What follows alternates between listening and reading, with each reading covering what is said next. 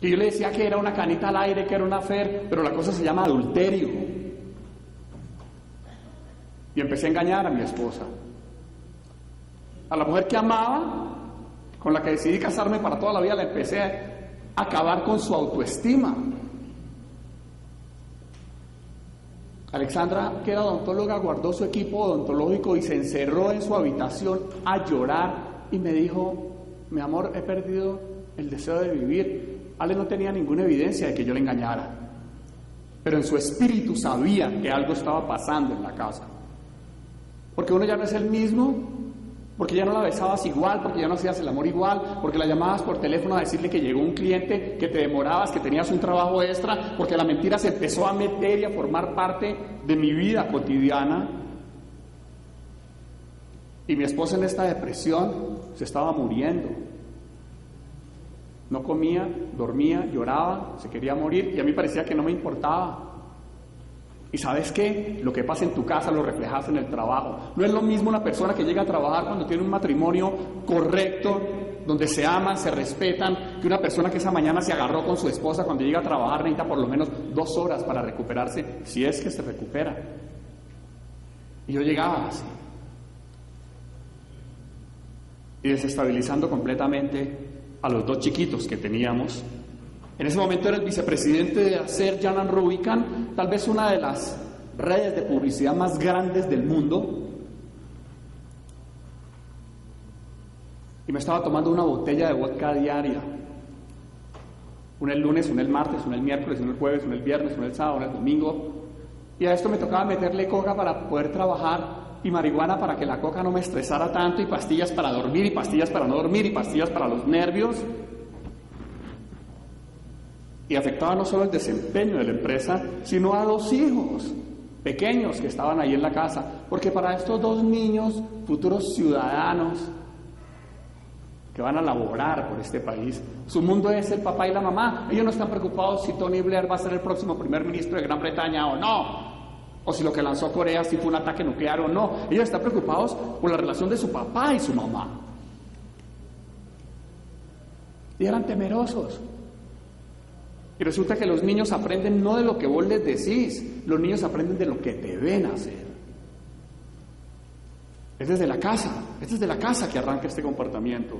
Es tal vez una mentirita piadosa cuando timbra el teléfono y lo llaman a uno del banco y no ha pagado la cuota, y le dice uno al niño: dígale que no estoy, que ya salí.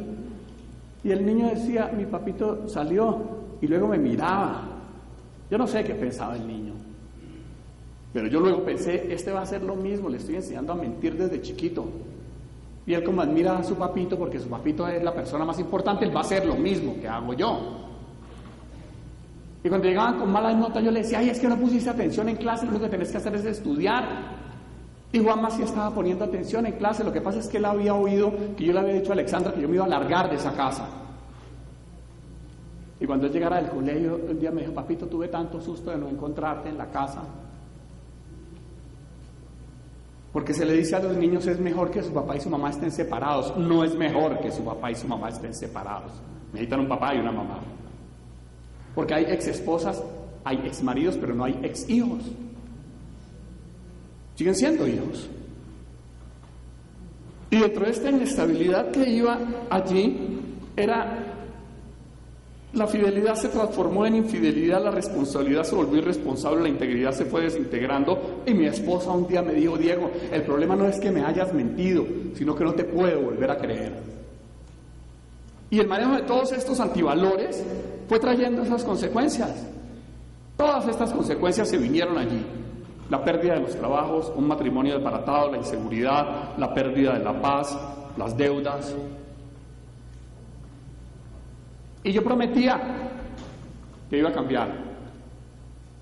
Promesas de cambio, promesas de cambio, promesas de cambio. Eran solo promesas. Porque ¿sabes qué? El manejo de los valores se crea a través de un hábito. Se dice que si usted practica ese mismo hábito durante 21 días, lo adoptará en su vida. Pero era solo la palabra. Alexandra, dame la última oportunidad que yo voy a cambiar, Alexita, la última oportunidad. Creo que llevaba 4.325 últimas oportunidades. Mira que es la última, yo voy a cambiar. Pero yo no podía cambiar. Porque el cambio real ocurre cuando hay un cambio interior, es cuando se cambia allá adentro. Cuando nosotros vivíamos en La Calera, vivimos en una finca, tenemos 4 hijos, Juan Manuel que tiene 22 años, Santi que tiene 22, ayer cumplió 22, se llevan 10 meses y medio entre los dos, José Pablo que tiene 14 y Catalina que tiene 12 años. Y vivíamos en La Calera porque nos gustaban los animales y el campo y toda esta cosa, y un día llegaron con un cerdito del vecino que estaba criando cerdos para esa Navidad y venderlos, un campesino de la zona. Y él les prestó un cerdito chiquito y lavaron el cerdito, lo cepillaron, le echaron talcos y le pusieron un moño rojo. Y dijimos, me dijeron, papito, tenemos un cerdito limpio, lo logramos, mira. Y yo vi el cerdito y me reí y me acordé de mi vida. Por la tarde el cerdito estaba todo embarrado otra vez, vuelto nada. Porque al cerdito lo habían limpiado por fuera, pero el cambio era por dentro, seguía teniendo espíritu de cerdito, les dije. Va a seguir siendo un cerdito. Igual me pasaba a mí. No podía hacer lo que decía porque no había habido un cambio real interior. Un día tuve una experiencia sobrenatural que tocó mi espíritu.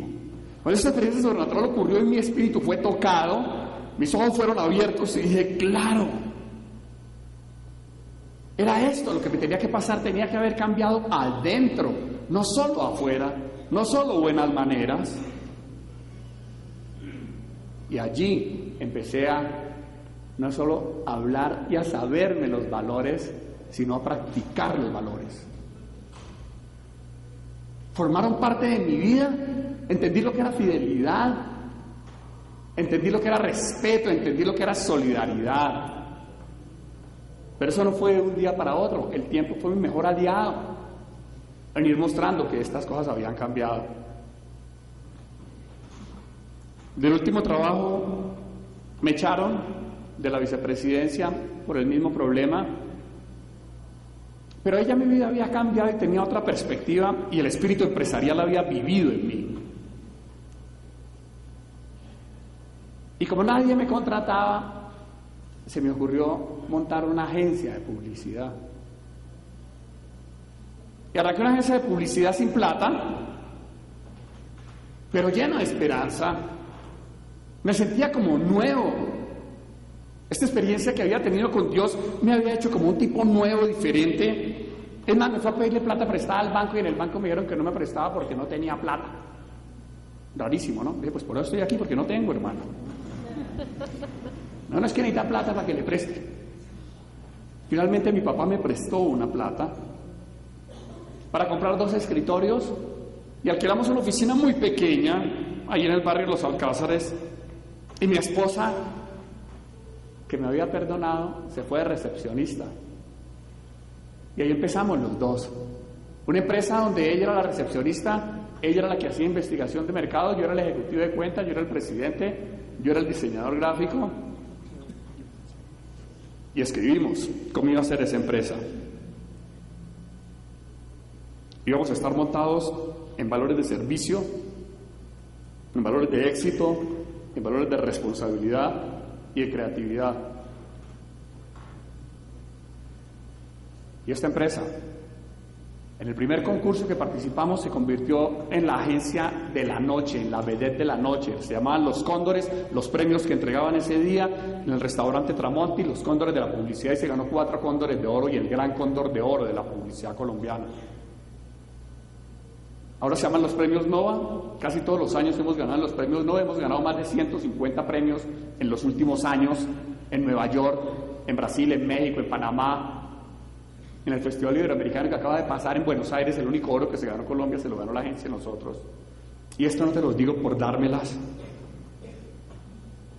Quiero solo mostrarte con mi vida un paralelo en qué es vivir una vida sin valores y cuando los valores empiezan a ser tenidos en cuenta.